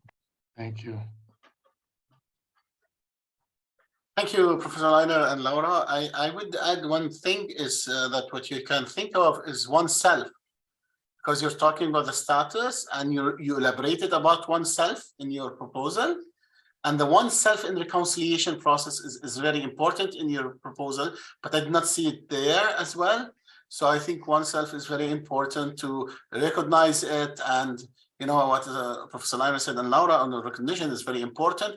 And then if you can implement it to oneself, this oneself category of reconciliation process, and then you can, you know, oneself, when you reconcile with yourself, this is one of the most heaviest reconciliation process. It's not easy. People who could reconcile with themselves are very strong in personality. You cannot shake them. They cannot get angry. They cannot, because they can accept the problem and they have reconciled with themselves. And this is part of the status that you have to understand. So I think, you know, I like about reconciliation with oneself is very important in everyone's life. Actually, it's very, and once you start about the status and talking about the status, you remind me of a professor from Gaza University. And he studied from Al-Azhar University. We were developing the master program with him. So he went and studied oneself. And that made him change into a guy who's only studying reconciliation into preaching reconciliation in Gaza. And now he develops a own magazine and he's studying still how can you reach to the level of oneself. And that is good for the status of a person. And then you can eliminate what can it affect many people and how it can go into more affecting, you know, other people. And then you have the theories. You cannot leave it like that when you are presenting, as I understood from both Professor Leiner and from myself as well. The theory, you have to find the theory that you want to implement with this. So we are trying to give you, but I think oneself, you have to check it out. It's very strong and one of the great theories that I would like to work on them as well. So I go now for other participants. I see many hands. Can I just add something, Ayad? Yeah. And Bashar, please do reach out. I can give you enough to read about transformation of the self, that inner self transformation. I could give you a lot of literature on that, and even real world examples that you could start really thinking through, so that you can then return that and think about Syria and your case study in particular. But again, I agree with Ayad, and like I said, please do reach out, because I could give you a lot, because I do that type of work in terms of that inner transformation and then group transformation. So it's just a lot of reading that you need to start doing on that subject specifically. That's the end of my comment. Thank you, Laura. Thank you. Also to Michael now. Michael, as it's So thank you so much, Bashar, for such a preaching, and you could also work as a motivational speaker as well. I would say so. I have one thing and one comment. Actually, it's an apprehension. I mean, whenever we talk about securing a status, especially in the Middle East, we have a lot of dilemmas about it. And one of the things, what is the timeline? What is the line that you can put it? Because every time, for example, taking something from the history or from the Bible, when Adam wanted to secure his status, he lost it. So what is the line that you can draw in order to, because every time you seek or you have a longing to secure your status, you lose it. So what is the line that everyone should stop? And you mentioned an example of children, for example, but whenever the child is trying to secure his status, he's been eliminated from the family. So I think there is a line should be drawn as well. And I like also the bottom-up approach that you have followed. And as Dr. Iyad also elaborated on that, beginning from the individual longing for the status and moving after that to integrate with the community. But this is my question only, the line that should be, because you have studied psychology, I think you can add more in this regard. Thank you, Michael. So maybe I'll go to Abdul Ghani and then Zinat, and then you can answer all of them together. Abdul Ghani? Hello, hello, can Yes. you hear me? Hello? Yeah, Yes. Abdul Ghani, we can hear you. Okay, okay, it's not clear in front of me. Thank you, Bashar. I agree with Michael. You are influential in your presentation, and it's a very important topic. And as it is related to religion, I think, and I suggest that you can use Maqasid al-Sharia, the five necessities of Sharia. That's to keep to protect life, protect money, protect intellectual, and these five rights in life, okay, may be related deeply to your topic, because this is the right of each one of us concerning applications of Sharia. It's to protect life of oneself and other. And that's why, as Dr. Iyad said, concerning the inner self, it's forbidden. Committing suicide is forbidden, because because of this rule. You have to keep a life of yourself and of the other. So I suggest using Maqasid al-Sharia, the five necessities of applying the Sharia. Thank you. Thank you, Abdul Ghani. Thank you. I go now to Zinat, and then I will give Mr. Bashar to answer. Yeah, thank you, Bashar, for this interesting work. It's only like a comment, or you can take into consideration, if you like.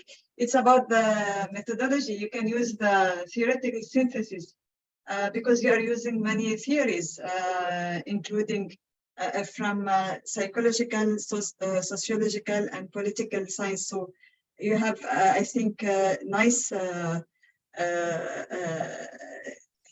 method and framework. So if you like to add this or take it into consideration. Thank you, Zinat. I think this actually make me think there's what we call triangulation methodology. Look this out, a triangulation methodology, and this can help you more, actually not just for you, or for also Michael, and methodological triangulation.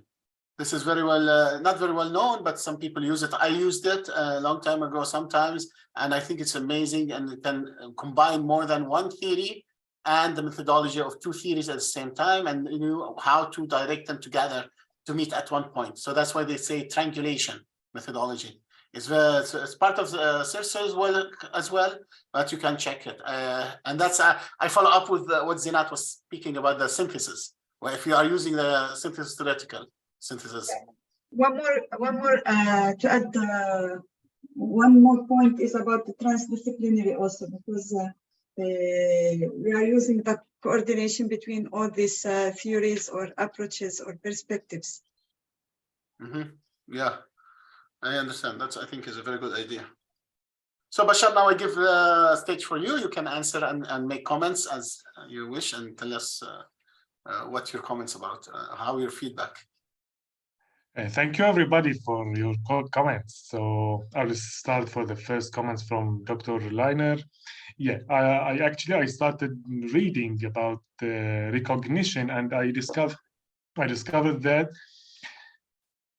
in Arabic, when we say recognition, it means i'tiraf. I'tiraf doesn't mean what we say when we say in English recognition. It's another thing. So it's more similar to makana. Yeah. So I totally agree with you, but I'm still not so familiar with the recognition theories. So I escaped mention them yet. But yes, I will work on that, because also I remember you told me the same comment before. So thank you for reminding me of that. And for the comments of Dr. Laura.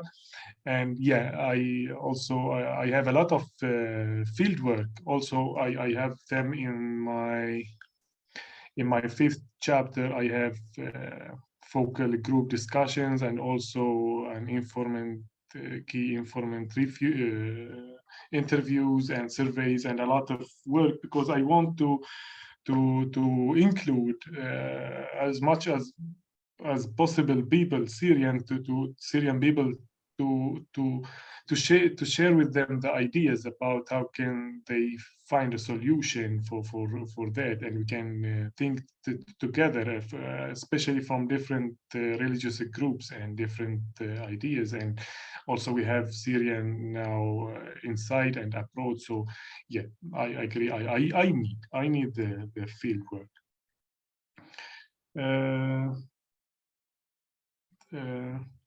Yeah, thank you, Dr. Iyad, for the idea of the oneself reconciliation. I adore Carl Jung. Also, he is one of the most famous people who talked about oneself reconciliation, and he called it reintegration. How can we reconcile between the persona and the shadow, and how we can unify ourselves again? And he described it as the highest work of the soul, of the human soul. So yeah, I want to search more in that, especially in the first chapter. I want to include more of that, and I'll be happy doing so, because I am also fascinated in psychology. The question of Michael, thank you, my colleague. I don't have a question right now. I don't have prepared a question right now, because I have the same question that you asked me. I want to know more about that. But I perceive it like this. First, we need to heal our past. We heal our wounds. We heal our traumas. Especially, we have a lot of collective traumas, especially in our region. And the relationship between different sects and different religious groups is so traumatized. So we need to reopen it. How to say, in a slow pace, and try to heal it. And after healing it, we will go forward to reintegrate all the components together, to unify, because I don't believe that we have a Syrian identity. It's a delusion. We still have this sectarian identities that we hide inside it. So we need to feel more safe to get out of this these small identities to emerge or to reintegrate in a bigger one with other components. And I need to know more about that. Thank you, Zainat and Abdul Ghani. Yes, I will try to know how I can use all of these fields and disciplines and what Dr. Iyad describes as triangulation. And I will read more about Maqasid al-Sharia. So thank you, everybody. Thank you, Bashar. It was, and from my point of view and the feedback, you're in the right path, and you are really working on the chapters and methodology. And I think you should, yeah, I think it's in a correct situation as of it. And I feel that yeah, you have to keep on going and researching more about the key methodologies that you are using, like interviews, what kind of interviews you're going to use. There's many kinds and types. I see that you're doing also surveys involving in many cities, and you need to categorize those surveys and those interviews that actually I was concerned in the type of interviews that you are going to do, because there's many types of interviews, and this should be also tackled. So you are on the surface, you're scratching the surface, I see in the proposal, which is really, it's good, but now you need to dive in, I guess, in this situation. Yes, So I agree. yeah. I agree with Dr. Iyad. I think the word here is dive in. It's great, and now it's the dive. It's the moment for the dive. Yeah, and I would like to add that those sessions of the students presenting are for all the students to present all the time. In every semester, we have last 2 sessions for presentation. The people who presented, they can present, but they have to present something that the continuation of their work, and not to represent what they presented in the semester before. So if you are not advanced, you cannot come and present. If you want to present, either if you are new, you can present, you're new because you're new, you're presenting a proposal. If you now have presented your proposal, and in the second session, in the second semester, when you present again, you cannot present the same thing. You need to show us where you went inside and dived, as Laura said. And if you did not dive very well, I don't think you should present, but you have to tell us where you are exactly and why you are not advancing. So maybe we can help you in that. So make in mind, it's not just you presenting every time with the same things and proposal. No, we are moving. We are a ship of AARMENA and of all of us, and we are moving. So I encourage other people who still did not dive in to dive in now. The people who presented, you are acquired to dive in. People who did not present, they are not acquired to dive in yet. They can present. People who did not get accepted in the program, they need to work more hard into writing the right proposal, and to try to think who is the professor or the second professor that would be, like Professor Leiner might be for the reconciliation. We will think of another professor who might be, or who would be the first professor. So this is also can be debatable. And this is some like announcements that I wanted to say. There's one other announcement I would like to say before we end the session. Here is the website of our program, and you can go to the PhD program. Here you have all the seminars. So to know how to get it, we will put here the seminar that will be done here, and then you can go here to all the seminars that happened. And then you can also go to the events here. As you said, the events, you have the Facebook page, LinkedIn, and the YouTube channel for all the things that you might want to use, you know. So here, if I go, here's all the videos that we wanted to share with you. This is just to share with you how the website is. So other than that, I don't want to go more into the website, but this is where you are in the website, what was important for you, and you go to seminars. So here we will put the new seminar of the summer school. Yes, Professor. You don't see what you are showing because we see still Bashar's presentation on the screen. Why I stopped it? Didn't work? No, it didn't work. Yeah, maybe now you can just interesting. Just show what you showed us. I think it's so interesting. Yeah. I canceled it, and then I went inside and nothing happened. Okay, so we do it again. So as you see, here is the website of AARMENA. I think now you see it. Do you all see it or no? Yeah, we see it. Yeah. Okay. So the most important for you is the doctoral program. And in the as you see here, is doctoral candidates, and who are people are preconditioned, and all the people who are there can see your names. and we can say, change the status once you get accepted, or if you're accepted and in progress. And this is how we will, you can check your status of your acceptance in the program. And here you have also the doctoral seminars. Here where we put what's the seminar is going to happen and what's going to happen. This is more information. But here is also, you can see all the seminars that we did in the last year, actually, or 2 years, as you see. And then here you can go as well here to the event, which is very important for you. Here's a Facebook page for you, and a LinkedIn and YouTube channel. And also you can look on the YouTube channel, and you can also check all the videos. So people who did not get the access to videos, maybe you can use that to access all the videos that happens on the YouTube channel. Here, as you see, we have a LinkedIn page as well for people who have also on LinkedIn. I know some people, I know that they are on LinkedIn. This is our LinkedIn page, actually. It's AARMENA LinkedIn page. You can see all the activities of AARMENA on LinkedIn as well. And then you have our Facebook page of AARMENA as well. And this is our AARMENA Facebook page. So this is, I wanted to share with you so you know where we are, and if you want to follow our news as well. And the most important for you is this here, this area. So thank you so much. This is for if you want more information, we will update it with a seminar, with a new seminar that's going to happen in the summer semester. And then you can click on it and you will see the schedule and what we are doing. Thank you. And this is what I wanted to share. And thank you so much. Actually, I don't know if Professor Leiner and Laura would like to add before we leave our semester, because it's the last session. Yes, Professor? I would like to thank Iyad. He made, for example, you saw it, so well documented materials, and encourage you to look at this, and so much organizational work Iyad did. Thank you, Iyad, for this, and thank you also everybody in the group, because I like the spirit that you help each other, that you send each other materials, and this is really great. So, and looking forward to continue with each one of you. Thank you, Professor. Yes. Is that you're all excellent. I'm more than anything moved by the diversity of subjects. I can see the futures that many of you have. They're very important to your countries and to the region. So please always reach out when you have a question or many questions.